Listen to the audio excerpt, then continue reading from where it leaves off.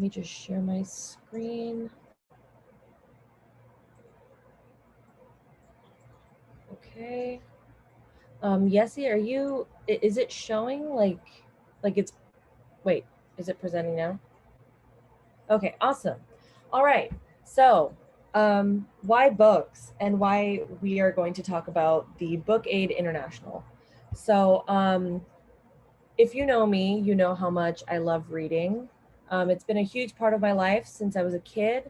I stopped for a while in like elementary school because, I just got bored, I guess. I don't know. But then when I went to middle school, as you can see over here, these are the books that really brought a lot of joy and distraction into my life because middle school was a rough time for me. I think it was a rough time for everybody to a degree. And I found all of these books by pure happenstance. The Little Prince was gifted to me by my dad's friend.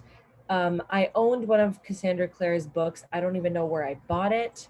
And I heard of Marie Lou's The Legend series from a mutual friend. So everything was by happenstance, and these books genuinely changed my view on my life, on reading, on literature, everything. So books are very important to me, and so are libraries. So on the left-hand side, that is me. I think 5 years ago, I used to run this program at the nearest library. So anyways, just my way of saying, books and libraries are very important to me and always have been since I was younger. Oh, 1 second. Oh, wait. Okay, yeah, okay. So today we are going to talk about how books are important to other people as well. So books provide support to numerous other people in the world, regardless of who they are and the types of books that they like. Studies have shown that reading is important for people to develop a sense of cultural identity. And this is something that I can personally relate to. I'm Indian, but wasn't born in India. I wasn't raised in India. Sometimes I have a hard time connecting to my culture. And the way I've done this is by reading stories, reading books, looking at art. And that's the strongest connection I have to my culture. So I know that's true for a lot of other people through books as well. Literature and books are something that we should strive to make a universal right for everybody. They should not be a privilege, they should be a right. And unfortunately, this is not the case. This is why I would like everybody to look into Book Aid International with this adorable logo, which I love.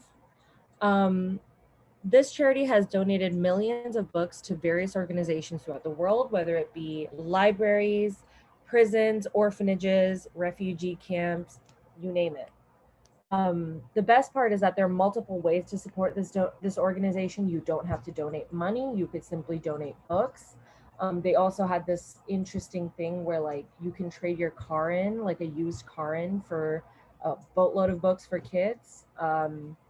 So yeah, and you can also make donations on account or on the behalf of people you love, which I think is so adorable. Like for Valentine's Day, you tell your partner, you're like, hey, I donated a bunch of books in your name, which I think is pretty cool. I would love for my partner to do that. So there are 3 ways that books are extremely integral to mental, physical, and spiritual growth. And I kind of want to go over that so that you guys can understand the importance of why this organization is so effective and so necessary. Books, books can provide mental stimulation, enhanced memory, concentration, and focus. So I kind of want to go over that. So I'm going to stop sharing now because, okay. So reading is a tool to improve mental stimulation. Recent studies by the World Health Organization have shown that reading can be used as a method to decrease suicidal ideation. In my own experiences and from those around me, I've found that reading during the darkest periods of our lives have been majorly improved by the presence of books. I think everybody has that one book that is very close to their heart that they can remember reading at a very difficult time. So just kind of speaks to the importance of, people being able to access books. What does it mean if we can offer books and literature to individuals in orphanages or prisons or refugee camps. We can offer a source of solace or a source of creativity and imagination to people who are going through some of the hardest times in their lives. There are large groups of people across the globe who read voraciously as a means to relax, but also lack resources or money to acquire books, which can only lead to additional stress or disappointment to their lives as it is. It also keeps the brain occupied during long periods of time when someone needs a distraction. I read to distract myself all the time. I think a lot of other people do too. Reading is one of the cheapest methods for people to travel, not to sound corny, but you can travel through books and attain knowledge and learn about places that you possibly physically will never be able to travel to.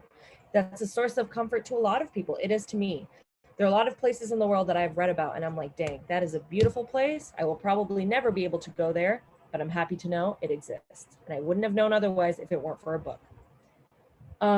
So I personally have experienced the meaningfulness of donating books when I was in high school. As you guys know, wild about libraries, always have been. So when I used to volunteer at a library, I worked so much, honestly, it was practically like a part-time job, but it was a volunteering thing, so whatever. But I organized a book drive for students in Watsonville, California, and the Alum Rock School District in California, because they have many underfunded schools and libraries. I just went up to people and asked them for books that they didn't care about, books with dust motes, books with dog-eared pages, just books no one cared about. And I can't even express to you how happy and how overjoyed these children were just to be receiving books that people don't care about. These books were an afterthought from the people who donated them. So I've seen how meaningfulness it is. And when I had to drag it home from school, my school is like a mile and a half away, and I used to walk home every day. I would drag home like 40 or 50 books every day, and I would get sick of them. But to us, it might just be a weight, or it might just be something that stuffs our bookshelves, our childhood bookshelves. But these books are something that can change people's lives. So I really do hope that you consider looking into the International Book Aid Organization. They have an event called World Book Day. Look into that. They donated 45,000 books just last year. So yeah, thank you.